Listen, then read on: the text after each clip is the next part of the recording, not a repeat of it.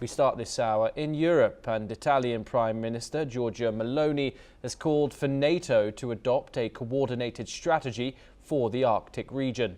Speaking in Tokyo, Meloni emphasized the growing strategic importance of the Arctic, especially with melting ice opening up new sea routes and access to valuable resources.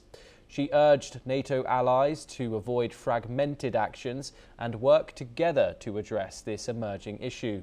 Meloni also discussed the political importance of Greenland, particularly in light of tensions between the US and Denmark.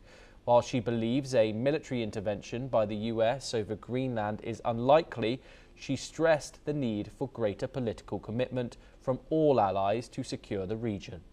Meloni's comments come as Italy updates its Arctic policy and calls for stronger NATO presence in the area to counter external interference from Russia and China. Let's listen in to her comments. La NATO ha già scritto nei propri documenti che oggi l'Artico è strategico, quindi sta già rispondendo a una domanda politica di un problema che esiste. Quindi gli alleati stanno ragionando all'interno di questo contesto e io ritengo che il dibattito vada fatto all'interno della NATO anche per cercare di non muoversi in ordine sparso, no? Cioè di dare un senso a quello che si sta facendo. Quindi, ripeto, considero molto difficile un intervento di terra, militare sul tema della Groenlandia. Io credo che la questione sia politica e credo che politicamente verrà risolta. E verrà risolta chiaramente anche, secondo me, anche con un impegno maggiore di tutti gli alleati su un'area che è strategica per tutti, e non lo è solo per gli Stati Uniti, lo è anche per noi, lo è anche per l'Europa. Forse non voglio dire di più, ma insomma quasi. Joining us now to discuss this is Lieutenant Colonel Himanshi Singh, joining us live from New Delhi. Thank you very much for joining us.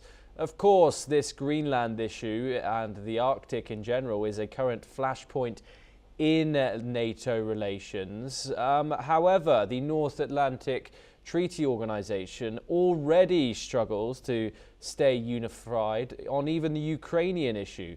What makes Meloni think the alliance can suddenly coordinate effectively in the Arctic given the current tensions?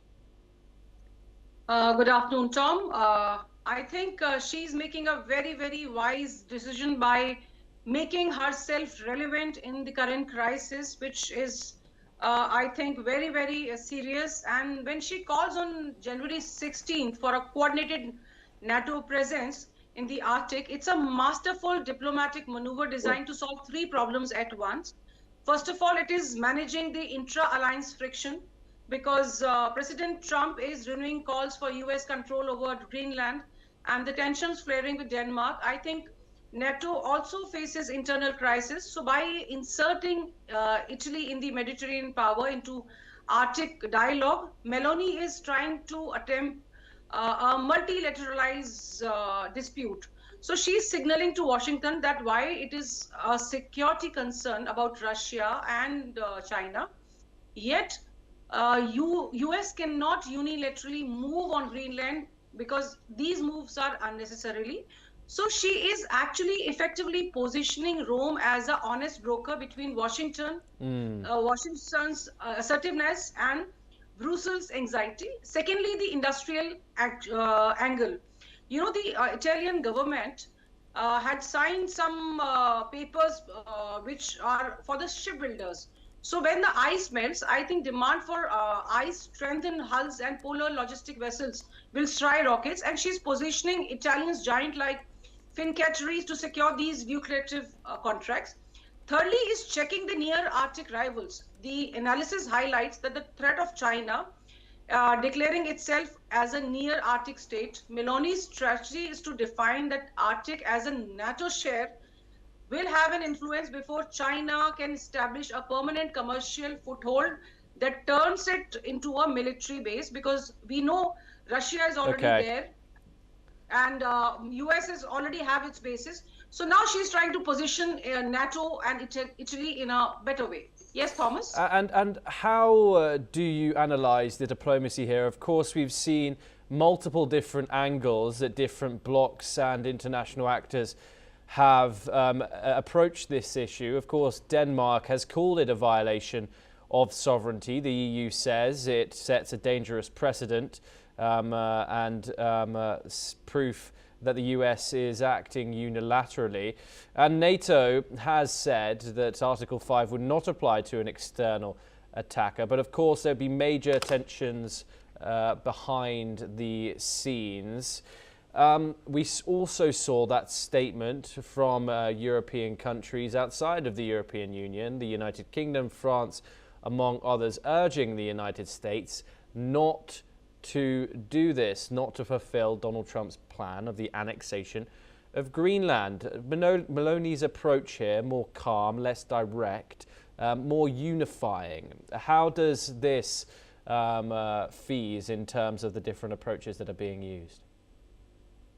See, we cannot deny that NATO has to have its presence in Greenland because it has been there for ages. And now this new scrambling of Greenland will lead to a lot of crisis. So this approach, she knows that, we cannot leave Greenland alone.